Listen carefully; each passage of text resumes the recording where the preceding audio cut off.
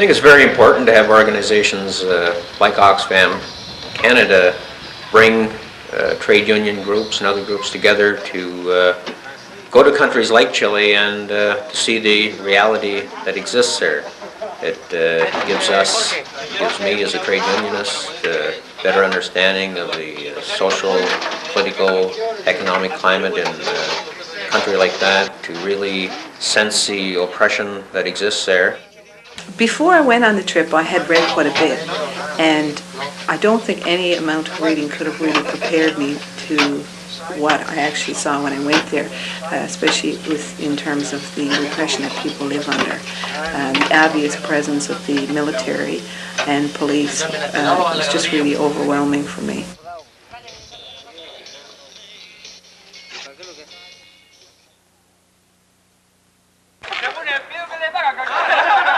You must pay a fortune for your shoes. Claro.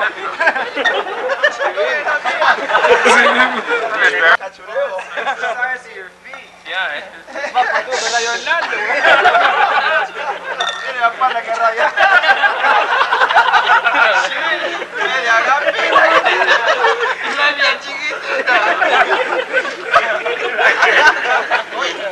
así el billete también, grande para ellos y chiquitito para nosotros. I think the thing that sticks to my mind most about my trip to Chile were the people and their strength and their pride in their country. It was a beautiful country, and looking at the people and the conditions, the repression that they live under, really has stuck in my mind. I think despite the problems they're having in this country, the people really want to show that they are proud of what they have and proud of the things they do. And another thing is that I don't think here in Canada we've ever had to, well, of course we've never had to live without our democracy, so it's something that we've always taken for granted. And I think that, you know, we certainly have to pay more attention to what's happening in other countries, because it'll be us next.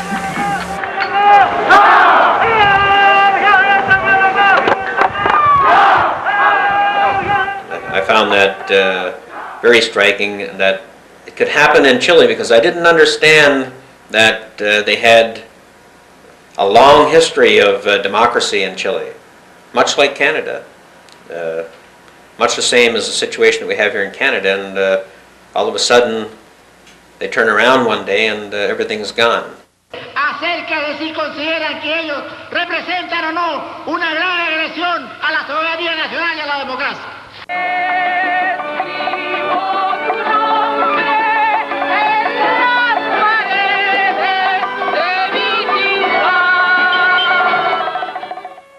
I was really surprised walking the streets of Santiago and finding myself almost in the same atmosphere as you would in the Spark Street Mall in Ottawa. But the type of housing situation that they have to go back home to when the day is over is almost a totally different world. The fronts of the buildings remain the same, but inside the area has been divided up so that there's a number of families living in a very small area. It became quite clear that there's ever increasing levels of alcoholism, family violence, in particular violence against women. You also have an increased level of family incest. And I talked to people who told me about Chileans who knew that their children, young women of 13 years of age, were out prostituting in the streets. And then it was like, across the street, and here we are in this beautiful city with all this money. And it was very, such a contradiction.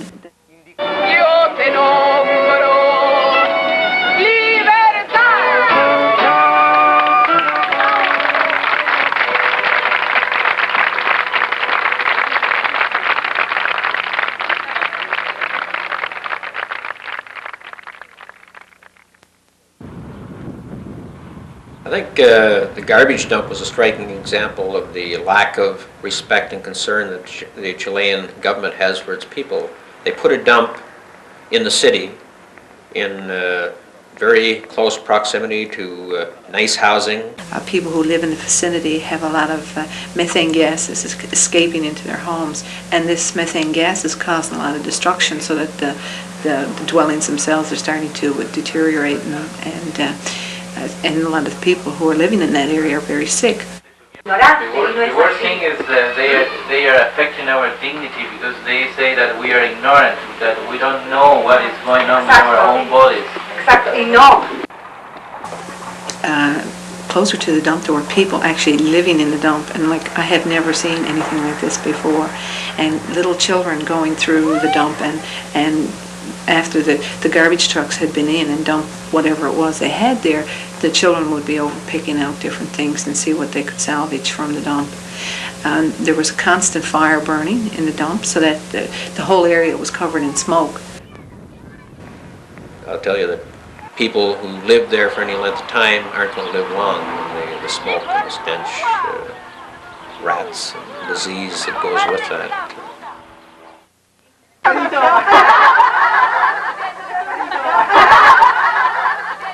Prior to the coup in 1973, health care was available to everybody, and it was a very well-run state service. And I think now the emphasis is on getting these people to go back and demand from the government proper health care. People can go to a hospital, but the poor people have to go through a lot of red tape to finally get themselves into a hospital.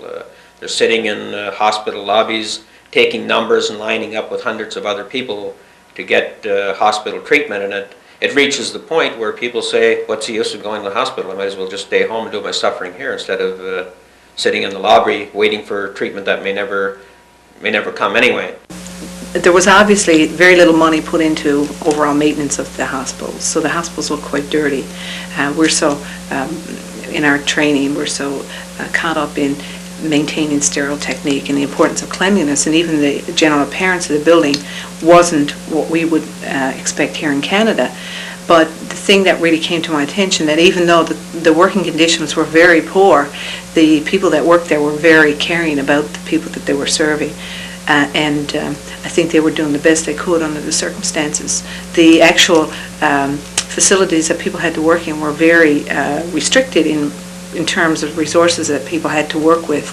We spoke with a cardiologist who had very little equipment, and if he sent anybody for any sort of tests, they may get it done in a month, for example, an X-ray, and even if they did, if these tests showed up any results that required surgery, the person may never be able to have surgery because the facilities just weren't there to provide that. Pero posteriormente vamos a hacer una visita general. On the other side of that, we visited hospitals in the richer areas, the Las Condes area, and it really wrecks your head to go from one extreme to the other, because this hospital was so elaborate. It had the finest of equipment, some equipment that you wouldn't even find in a lot of Canadian hospitals. Well, 20% of the population in Chile are considered to be very wealthy, and the military falls into that category. The military, apparently, we were told that there were 7 CAT scanners in the country, and 4 of those were owned by the military. So the military can avail of all the best health care services either in the country or can be sent abroad, and they have anything that they want, they can have. Then for the other part of the population who are very wealthy, then there are private-run clinics and hospitals. For me, it was something to come back to Canada, because I wasn't feeling too well when I returned, and I had to go to the hospital. And I spent about 4 hours myself waiting to get into a Canadian hospital. And the lineups here are getting longer and longer, and it was just another example of how this system that has been developed in Chile is now spreading into Canada. The cutbacks that take place obviously affect how long you're going to wait in line, the type of services that you're going to get when you eventually get served, and it's only going to get worse here because we're now going in that direction. Just recently, one of our nursing homes has become privatized, and there was very little public opposition to that. And I think that here again is an area that we have to be very careful about, because if we don't watch what's happening to our healthcare system, it certainly can go downhill, and maybe never reach the extreme that it is in Chile, but it's certainly something that we have to make ourselves aware of and come out and support any opposition against privatization of healthcare.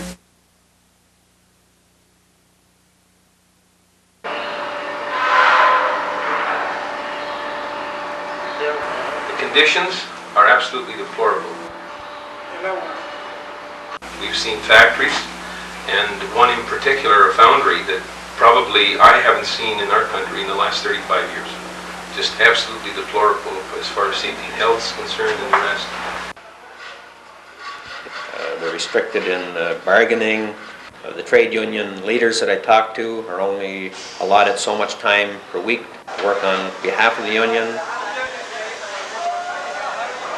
And the plaques hanging on the wall in the union offices are almost the same as the ones that we're promoting here in Canada to oppose privatization. This is the main battle that they're fighting right now.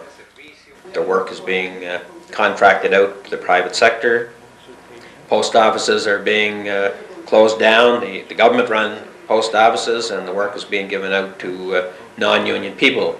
So it's a way of eroding the services and at the same time destroying the union, bringing down the standard of living for the workers, reducing their wages and their rights, benefits and protections.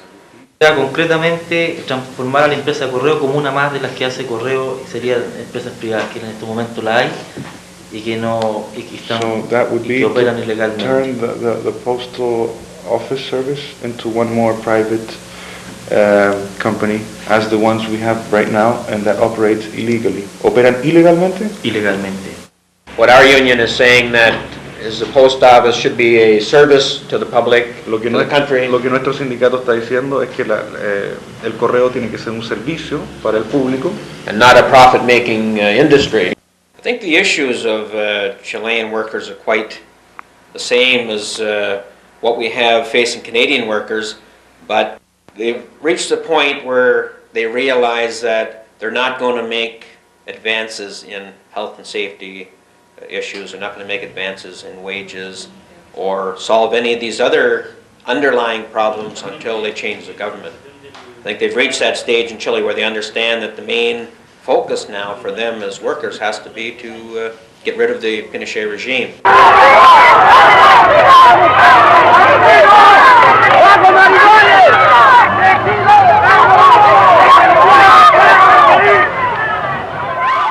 Have to be very determined to stay in these jobs. They have to be very committed. It's not a case of being like a trade unionist in Canada where possibly the worst thing that happens to you is that you might be fired for fighting your employer or put in jail. You may be shot in Chile. Yo tenía una oficina. I had an office donde ofrecía asesoría where I gave assessment a sindicatos y debí cerrarla. And I had to close it. Detuvieron a uno de mis ayudantes. One of my aides was detained. Torturado durante 12 días. He was tortured for 12 days. Y después amaneció en Río de Janeiro, Brasil. And next thing we heard of him, he woke up in Rio, Brazil. A las 5 de la mañana. At 5 a.m. Con su tarjeta de identidad. With his national identity card. Y ni un centavo en el bolsillo. Not a cent in his pockets. Just thrown out of the country. I think first when I went to Chile and we met certain groups of people, I kind of thought, well, maybe these are the only people that are experiencing this repression. And it was only as the days went on that I realized that this is happening everywhere. You know, it could be somebody that we spoke to in the street, or it could have been the president of the Nurses College or the president of the Physicians College. Everybody felt the same thing. And almost all of those people, as I said before, are people that had been arrested at one time or another and had been tortured.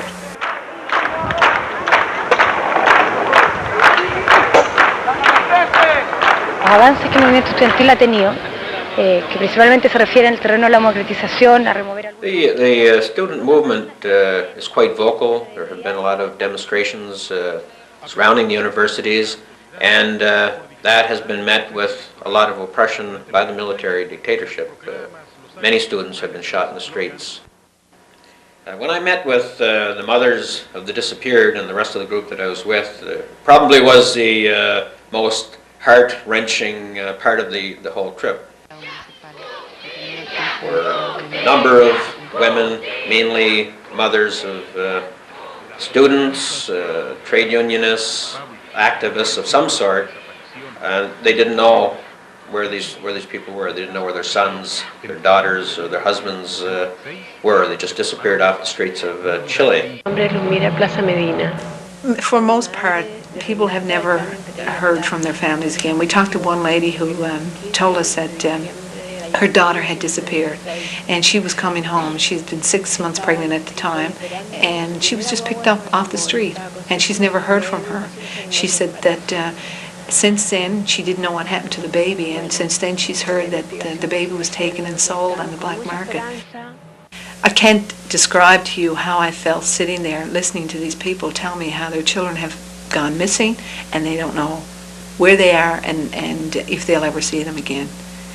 It was all I could do was to sit there and try and remain somewhat composed and carry on a conversation with these people.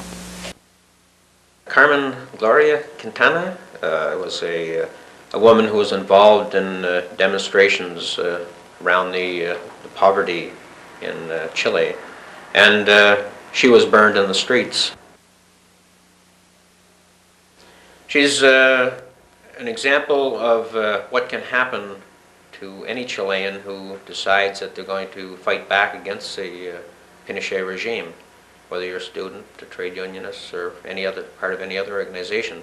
This is the real threat that you face when you take on General Pinochet. Even if you are seeing any way to try and get people organized into groups to stand out and say, stand up to the government, then that's reason enough for you to be arrested and disappear. And even people at the grassroots level who are organizing common pots, what's known here in Canada as soup kitchens, I guess. These people lived in fear that the government, if they knew what they were doing, would be coming after them and trying to dismantle the work that they're doing.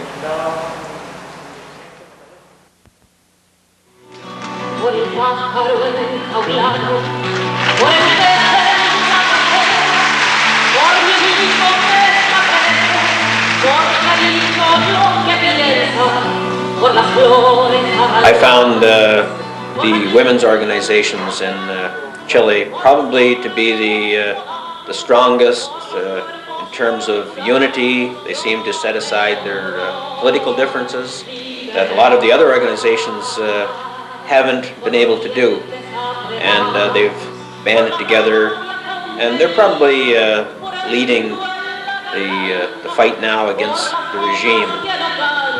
Most of the time, Gail and I have just been the only two women. La mayoría de los tiempos han sido solo las mujeres en las reuniones. And with all of the men we've met, every last group of them has said, well, we have to admit that the most organized of all the people in Chile are the women.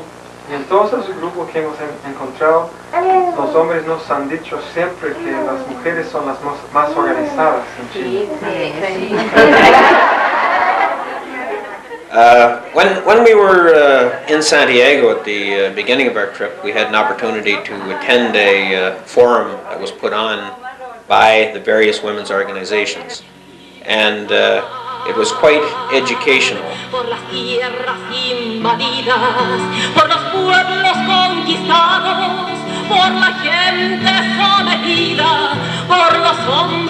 There's a young woman sitting behind me, and obviously knowing that I wasn't Chilean, she wanted to know why I was there, and I in turn asked her, and she expressed a real sense of fear about going out that night and participating in that, because the military were outside in the riot gear, the gas trucks and the water cannons, and she went there out of a commitment to another woman friend, a young student who had been shot the week before.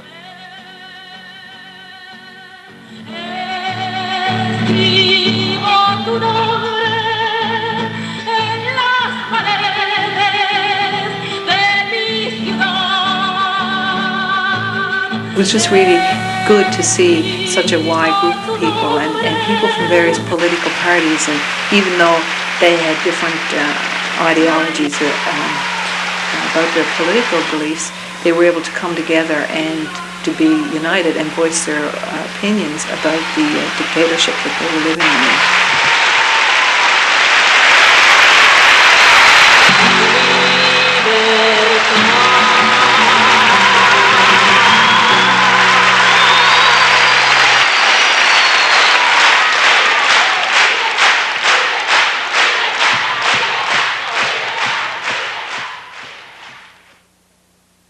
And I will tell them that the conditions that exist down here. Y les voy a decir que las condiciones que aquí existen. And it's up to us to try to convince not only the workers in our country. Y me corresponde a mí y a nuestra delegación convencer a nuestros compañeros trabajadores y también al país, al pueblo canadiense. But also our government. Y además a nuestro gobierno. That something has to be done for the conditions down here. De que hay que hacer algo para mejorar las condiciones que se viven en este país.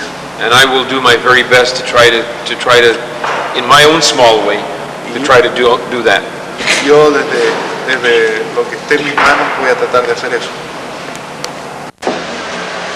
Creo que el gesto que han hecho ellos al venir a hablar con nosotros, I believe that by coming here to speak with us, nos compromete a todos you commit us all en un compromiso que va mucho más allá in a commitment that goes much further, much beyond de los problemas inmediatos y sus soluciones. Much beyond the immediate problems and their solutions. Pienso que es una lección para todos nosotros I believe that it is a lesson for all of us de verdadero y honesto sindicalismo. Of true and honest unionism. Esa lección creo que la recogeremos todos. That lesson will be learned by all of us. Sabremos aprovecharla. We will know how to take the best out of it. Y no dudo que ya se conocerán los frutos en nuestro país. And I have no doubt that the fruit of this will be known in our country soon. Ojalá mucho antes de lo que todos esperamos. Hopefully much before we all expect it. Eso es todo.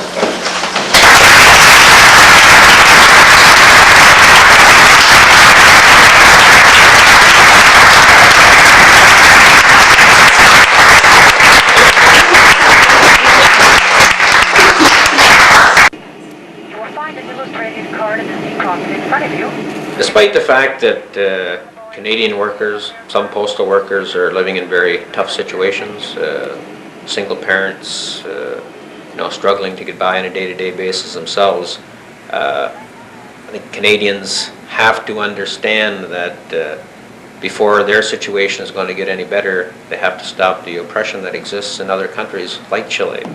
As long as they sit back and do nothing to help Chileans, then the exploitation will continue there, but also it'll spread throughout the world. It'll spread to countries like Canada, as it's doing now, and it'll get worse and worse for all of us. When I got off the plane in Toronto, I was like, thank God I'm home. Nobody is going to arrest me, I hope. I mean, I still had this fear, that a certain amount of paranoia. I was never so happy to get home in my life.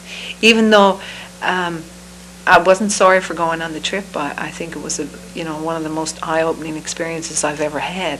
But the fact that I was home, I was safe, I was able to walk down the street, and I didn't have to worry about some police officer coming over to me, or even the fact of getting shot. I mean, that seems to be an everyday occurrence in Chile. And at times it doesn't take a big contribution, whether it's a financial contribution or whether it's to go out and assist in some type of fundraiser. There's many things that Canadians can do. I really want to thank them for having me here. It's been a real pleasure. Simplemente decir que ha sido un gran placer para él estar entre ustedes y quiero agradecerle mucho por recibirle así, espontáneamente, con todo su humor. Todo el hueleo chileno. Estamos aquí, bueno, para juego. Estamos como, pero guayamos.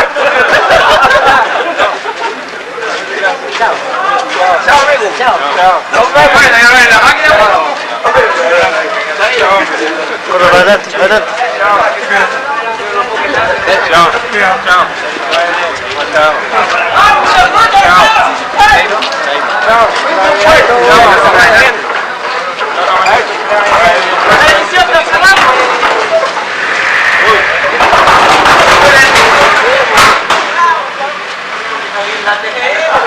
Déjame mirar.